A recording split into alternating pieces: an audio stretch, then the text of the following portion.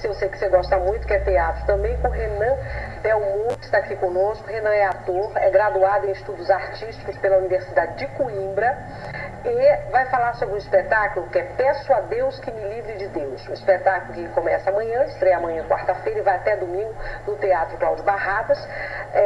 É um espetáculo do grupo da Escola de Teatro da UFPA e é resultado de um curso técnico de formação de ator. Me parece que, não estou enganada, né, Renan, é o ápice do curso, quer dizer, o encerramento do curso, o resultado do curso. Na verdade, o curso acontece durante 2 anos, e essa é a montagem do primeiro ano do curso. Ah, então, é o resultado desse primeiro ano, então, né? E geralmente no primeiro ano, os diretores, os professores optam por trabalhar com uma dramaturgia, com um texto mesmo feito para teatro, com uma peça montada, onde os atores têm esse trabalho de ler o texto, de entender a situação, de descobrir o personagem, entender o que significa esse texto, o que o autor quer dizer com isso, para depois passar para uma montagem. E isso vem de uma série de disciplinas que nós temos, que vem desde interpretação, voz de dicção, trabalho de corpo. Então, é o momento em que os atores, alunos atores... Você é um aluno ator, então? Sim, sou um dos alunos do curso técnico do primeiro ano. Uhum. E é o momento em que eles chegam, é o momento que eles colocam em prática tudo aquilo que foram vivenciando na sala de aula, foram aprendendo todas as técnicas, todas as maneiras todas as reflexões, todos os estudos teóricos. Então é o momento do ano em que culmina no final do ano, em que coloca-se isso em prática. O espetáculo, o professor parte de uma necessidade ou uma vontade que o professor Paulo Santana e a professora Marluce tinham de trabalhar com esse texto. Ele em si é um texto difícil, ele é um texto, digamos que uma dramaturgia pesada, no sentido de complexidade de cada personagem, de complexidade dos assuntos trabalhados, de polêmica nos assuntos trabalhados. Então é um texto que exigia um pouco de cuidado com o trabalho. Mas o professor confiou na turma, a turma deu esse feedback para ele de capacitação, de que conseguia fazer, então ele investiu nesse trabalho. A gente já vai falar mais sobre isso. Isso é muito texto, abusado. Dá um texto difícil para quem está começando. Mas como ele falou, de começar de um difícil e adquirir um bom nível, aí para baixo os alunos conseguem mais ter um fácil. desempenho. Nós temos algumas fotos que aí a gente pode ir comentando e fazendo perguntas para você também. Olha só, aí são o quê? São ensaios, hein? Durante um ensaio, essa foto lá... Já desse espetáculo? Já do espetáculo. Se eu não me engano, essa foto foi de ontem, no ensaio feito ontem. O espetáculo, ele é, pela informação que nós temos aqui, é de autoria de um escritor, jornalista, Luiz Fernando Imediato, é isso, Isso, né? é um jornalista mineiro. Que também é mineiro. Mais falando aí. É poderosa. Mas ele acabou de lançar, eu só não sabia que a esposa e o filhinho de 9 Não, anos a filha de 30 anos e o filho de 9 anos foram 3 lançamentos de livros de cada um. Família. Junto. O pai, a filha e o filho. Então, o Luiz Fernando, ele trabalha é um texto novo, relativamente novo, por questão de dramaturgia, e ele junta muitos temas que a cidade meio que bota de lado, ou bota debaixo dos panos. É uma forte... Aí já estamos vendo a religião. E essa frase de Descartes, que é provocativa? Peço a Deus que me livre de Deus. Então, muitas pessoas me perguntam por que livre de Deus. Então a gente coloca esse outro Deus que a gente quer se livrar, não como uma crítica direta à religião, ou dizendo ao Vaticano, ou qualquer igreja que seja. Essa instituição religiosa, ela não funciona só como uma manipulação da fé, uma maneira de repensar a fé, mas tudo aquilo que manipula o ser humano, que manipula e que move o ser humano, seja a fé, seja o desejo pelo poder, seja uma cobiça, os deuses todos. Todos os deuses que regem essa nossa vontade, seja ela Aí na você, religião. né? Desculpa me interromper assim, né? É porque assim, durante o espetáculo é dividido por 2 elencos e alguns atores coringam personagens. Tem dias em que eu vou fazer, por exemplo, esse personagem, que é uma parte dos soldados, e tem dias em que eu faço o próprio Eckhart, o rei, o homem que quer alcançar o poder.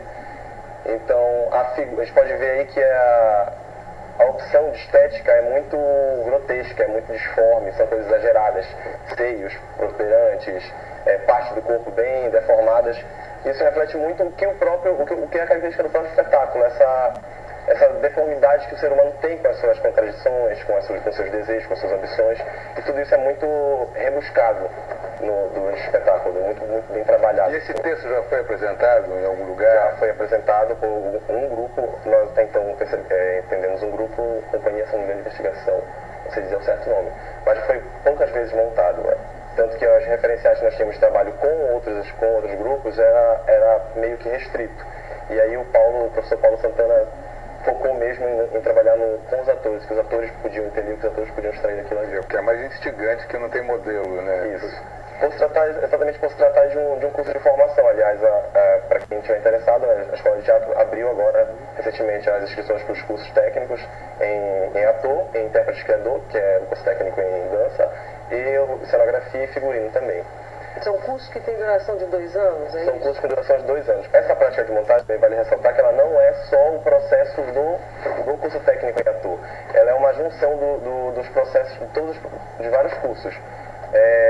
O cenografia tem o seu ápice, que aí sim, o final, a turma finalista do curso de cenografia é responsável por conceber e montar o espaço, que é aquele espaço que aparece nas fotos, o espaço cênico, onde nós vamos representar. O curso de figurino é responsável por, junto conosco, conversar, entender, ler o texto, participar dos ensaios também, para construir esse figurino também. Os cursos todos acabam se reunindo, né? Isso, durante a prática de montagem. Lógico, tem a orientação dos diretores, que são os professores do curso técnico em ator, mas também tem a coordenação dos professores, nesse caso do professor Jorge Torres, que está coordenando o pessoal do cenário, que está concebendo essa história do cenário e viabilizando para eles. A professora Ésia Neves, que trabalha com figurino também, já é professora da universidade também. E a professora Micheline Penaforte, que trabalha com a questão da maquiagem, que é o visagismo facial dos atores.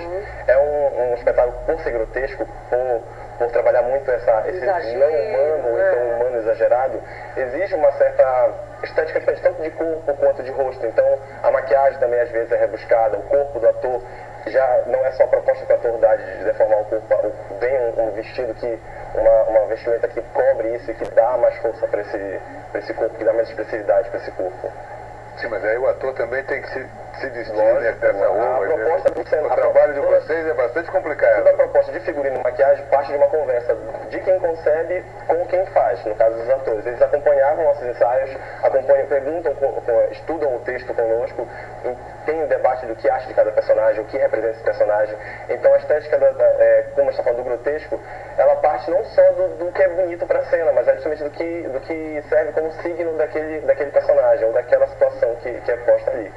E é interessante porque esse texto, como eu disse, ele é pesado, as pessoas podem se escandalizar porque fala de religião, porque fala de sexo, porque fala de cobiça, fala de poder, mas é engraçado que são coisas que estão no nosso cotidiano. Não é preciso a gente ir muito longe, não é preciso a gente estar numa sala de teatro para ouvir falar de estupro, para ouvir falar de aborto, para ouvir falar de convenções sociais. E isso tudo é posto no espetáculo. Então esse rebuscado da contraditoriedade que o ser humano tem é muito expresso nas cenas. Tem comentário? Tem, olha, Renata, um comentário lá de Coimbra, Portugal, para o Renan. O Yuri Medeiros, ele disse: Censura Pará sendo assistido em Coimbra, Portugal. Um abração para você, Renan. E o Cleiton Machado manda um grande abraço ao Renan, diretamente da Ilha Solteira, em São Paulo, em nome de todos os amigos que estudaram com o Renan na Universidade de Coimbra, Portugal. E tem mais pelo Twitter também. O Douglas Rodrigues também te manda um abraço e fala sobre a peça, que todo mundo tem que ir assistir. A peça Peço a Deus que me livre de Deus. E aí tem uma pergunta aqui, que a gente já falou sobre isso, mas eu acho que a gente pode ratificar para ficar bem claro para o telespectador. De onde saiu esse nome tão instigante? Quem pergunta é o Antônio Carlos do Guamá. A gente estava falando aqui sobre isso, né? Descartes, né? A frase Peço a Deus que me livre de Deus é uma frase do próprio teólogo, filósofo, padre, bispo Eckhart, mestre Eckhart.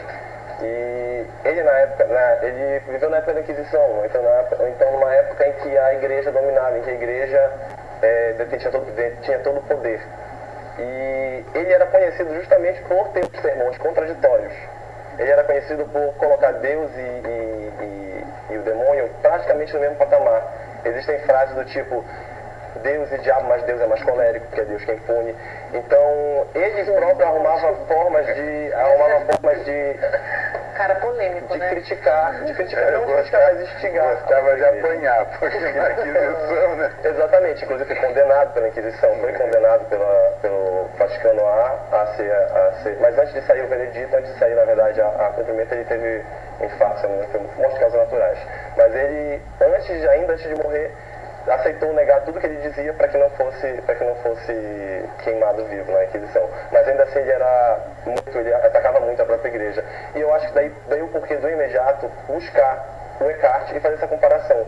Porque se a história não é a história do mestre Eckhart. Então, na verdade, desculpa te interromper, assim, é a base é isso que eu queria entender, porque, por exemplo,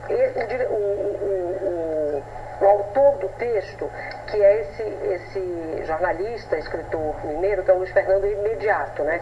Então, na verdade, ele tem como base, como referência, os textos do Eckhart, é isso? Eu não diria que fosse isso, mas eu acho que parte de uma necessidade que tem de discutir o que tem na sociedade, do que é velado na sociedade, porque hoje em dia... O Eckhart é só uma referência. Se fosse ele olha-se para a história de Eckhart, para a maneira de ser do mestre Eckhart, da Idade Média, e a gente vê que todos aqueles comportamentos existem hoje em dia. Só que estão pior, porque ou estão banalizados, como estupro, a morte, a vida hoje em dia é banalizada, a gente abre um jornal e vê uma criança morreu, tantas pessoas morreram, menina estuprada à saída da escola, esse tipo de coisa.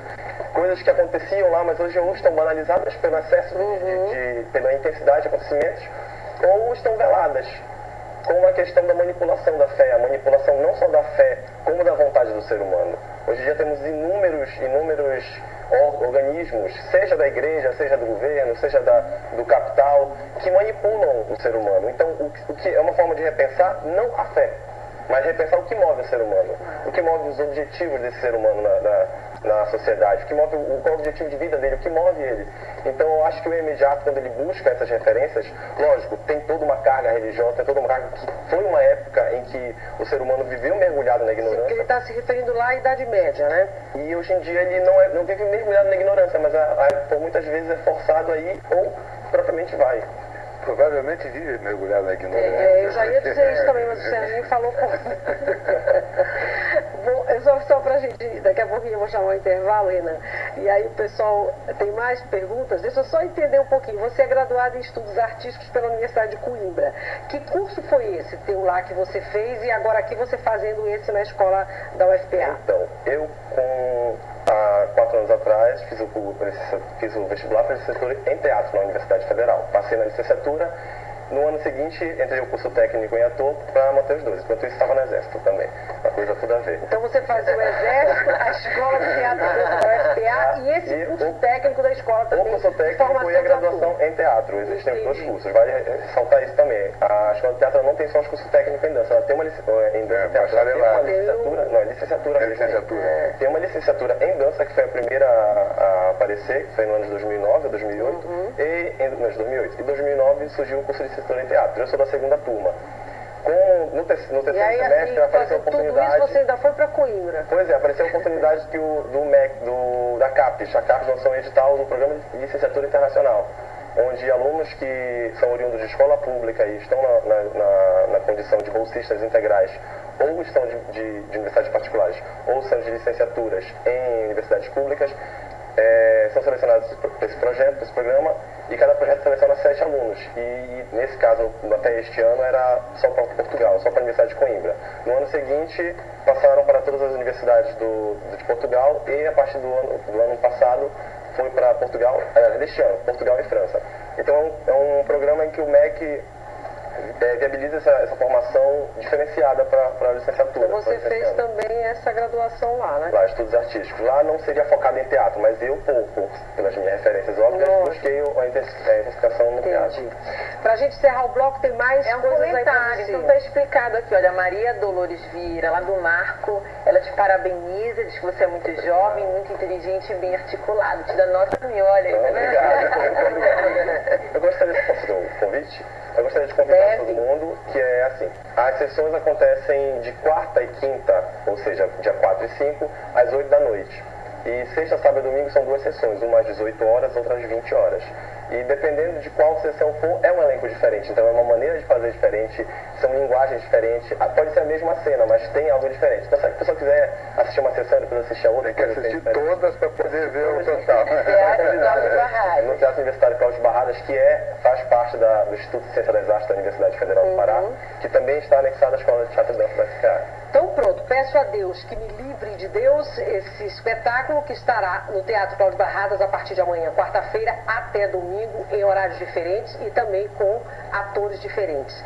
E o Renan estará lá, logicamente, faz parte desse elenco, né, Renan? Te agradeço muito, obrigada por você ter vindo, sucesso para vocês, viu? Você vai sair agora nesse intervalo, mas te agradeço, você vai pro ensaio, né? Bacana. Vamos fazer o intervalo então, obrigada, gente, por você ter vindo. No próximo bloco a gente vai conversar sobre saúde, medicina, aí relacionada a recém-nascido, e ainda vamos falar também